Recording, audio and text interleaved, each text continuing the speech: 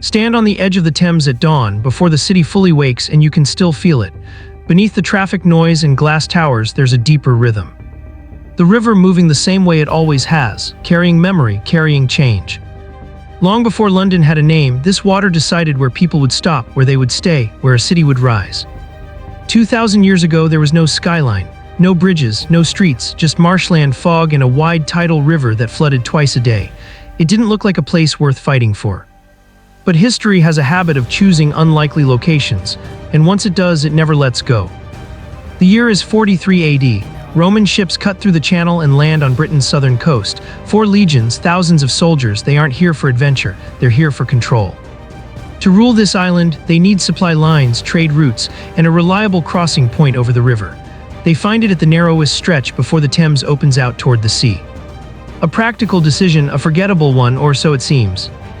They call it Londinium. At first, it's little more than timber buildings and mud streets, but Rome doesn't build halfway. Within years, merchants arrive from across the empire.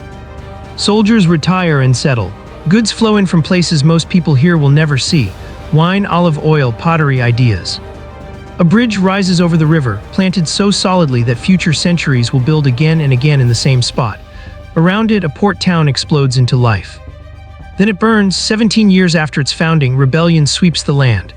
A local queen leads an uprising against Roman rule, and Londinium becomes a target.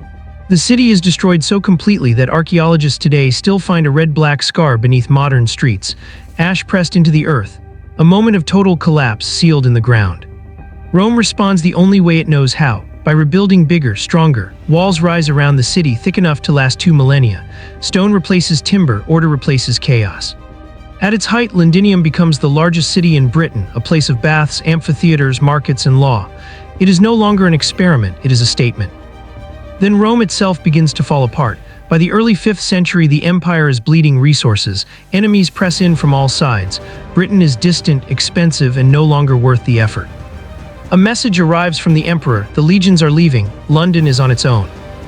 The effect is immediate and devastating. Trade collapses, coins become meaningless. The networks that fed the city simply stop.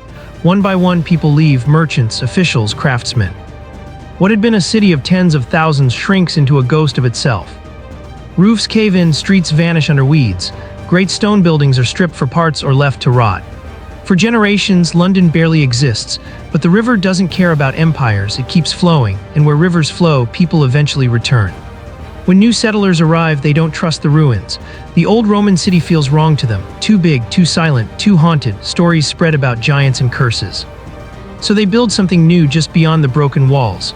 A trading settlement, wooden houses, open markets, life without grandeur. It grows quietly, goods arrive from across Europe.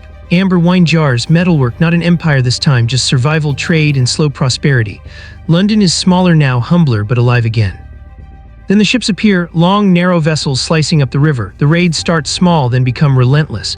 These are not visitors. They come to take, to burn, to leave nothing behind. The settlement is attacked again and again, until living there becomes impossible. A king makes a decision that will shape London's future. He abandons the open town and moves the population back inside the old Roman walls. He repairs defenses laid down centuries earlier. London becomes a fortress once more. The past, long avoided, becomes the city's shield. Over the next 100 years, power shifts constantly. Rulers come and go, languages change, laws change, but London remains the prize. Whoever controls it controls trade, money, and influence. When a new king chooses it as his capital, the city's importance hardens into permanence. Then comes 1066. A battle hundreds of miles away decides London's fate. An arrow, a fallen king, a new ruler crowned in a city that doesn't fully trust him. He doesn't trust it either. So he builds stone towers, walls of dominance, reminders that power has changed hands. One fortress above all others rises beside the river, casting a shadow that will stretch across 1,000 years. London is no longer a recovering town. It is becoming something dangerous, wealthy, crowded, unstable, and it's only just beginning. By the early medieval period, London is tight and restless. Houses lean over narrow streets as if trying to listen to one another. Smoke hangs low in the air, heavy with the smell of wood fires, tanneries, fish markets, and human waste. This is not a beautiful city, but it is a powerful one. Trade moves through its docks. Money changes hands faster here than anywhere else in the kingdom, and where money flows, authority follows. Merchants organize themselves into guilds, each guarding its trade like a fortress. Goldsmiths, fishmongers, cloth sellers, all bound by rules and privileges. Their wealth gives them leverage. Kings learn quickly that London cannot simply be ordered, it must be negotiated with. When pressure mounts against royal power in the early 13th century, the city plays its hand carefully. Support is exchanged for rights, the ability to govern itself, to choose its own leaders. London becomes not just a city within England, but a political force in its own right. At the heart of it all stands the bridge.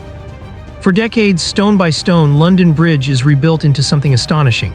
Not just a crossing, but a community suspended above the river, shops, homes, a chapel, a gatehouse displaying the severed heads of traitors, a grim message to anyone approaching the city. For more than 6 centuries, it is the only way across the Thames. Every journey, every trade route, every army must pass through this narrow artery. Control the bridge and you control London's pulse, then death arrives quietly. In 1348, ships dock at the river's edge carrying more than cargo. Rats spill into the streets, fleas bite, and a disease moves faster than fear. The Black Death tears through the city with unimaginable speed. Entire families vanish in days. Priests die faster than replacements can be trained. Carts roll through the streets collecting bodies. Fields outside the walls fill with mass graves. By the time the plague recedes, London is hollowed out. Perhaps half its people are gone, homes stand empty, wages rise for survivors. Old hierarchies weaken. The city begins to change in ways no one planned. Tension builds. In 1381 it explodes. Workers and peasants pour into London, armed not with strategy but fury. They storm symbols of power, tear down prisons, execute officials. For a moment, it seems possible that the entire social order might collapse. Promises are made, then broken. Leaders are hunted down, the revolt fails, but something irreversible has happened. The city's lower classes have learned their strength. The ruling elite will never fully forget that fear. By the time the Tudor era dawns, London is growing again, and then it accelerates. Land once locked away by religious institutions is suddenly released. Estates are carved up, mansions rise, streets stretch outward, the population doubles, then doubles again. The city spills beyond its old boundaries, absorbing villages, fields, identities. The river grows busier, packed with ships heading for places few Londoners can imagine. Culture explodes alongside commerce. Playhouses rise south of the river. Words spoken on wooden stages ripple outward, shaping language itself.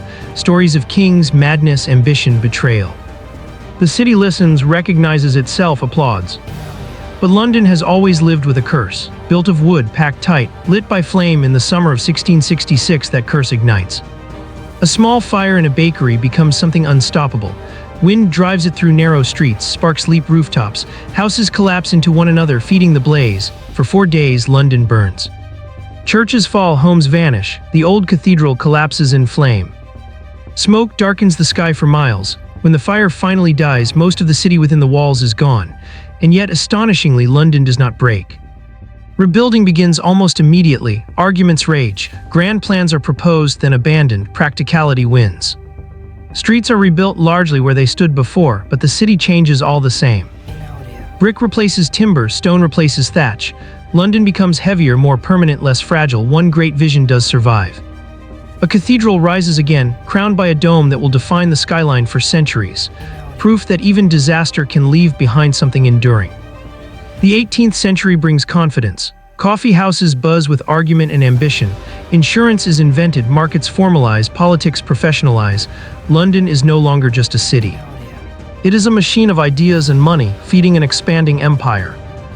Bridges multiply, palaces grow, the city spreads west and north, reshaping itself around power and prestige. But growth comes with a cost. Streets choke with people, the river becomes a sewer. Disease thrives where progress moves faster than planning. The 19th century turns London into something the world has never seen. Industry pours in, railways slice through neighborhoods, factories roar.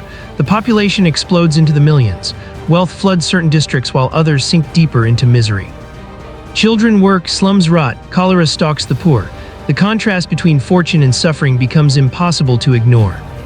Solutions arrive only after catastrophe. A sewer system finally tames the river. Underground tunnels carve new paths beneath the city. Police patrol the streets. Order is imposed imperfectly. London stands at the center of global power, even as darkness lingers in its alleys. And then the century turns and the city faces its greatest test yet.